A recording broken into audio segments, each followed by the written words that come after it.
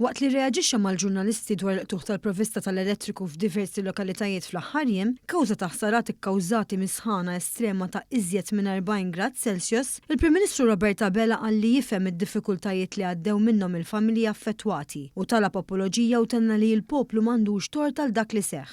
Xtaqt nagħmel apoloġija lil dak kollha illi sfaw mingħajr provvista ta' kurrent elettriku f'dawn l-aħħar sigħat hija apoloġija inkondizzjonata għaliex fil-waqt li vera minna ħafna l-isfidu huma daqstant ieħor kbar. Dr. Abela ringrazzja lil ħaddiema tal-Malta li qed jaħdmu qatih f'kundizzjonijiet diffiċli biex jirrestawraw is-servizz. Filwaqt li fakkar li mill-2023 il-hawn, il-Gvern intensifika l-investiment fin-netwerk tal-elettriku b'investiment li laħaq il-161 miljun euro sa tmiem is-sena l-oħra.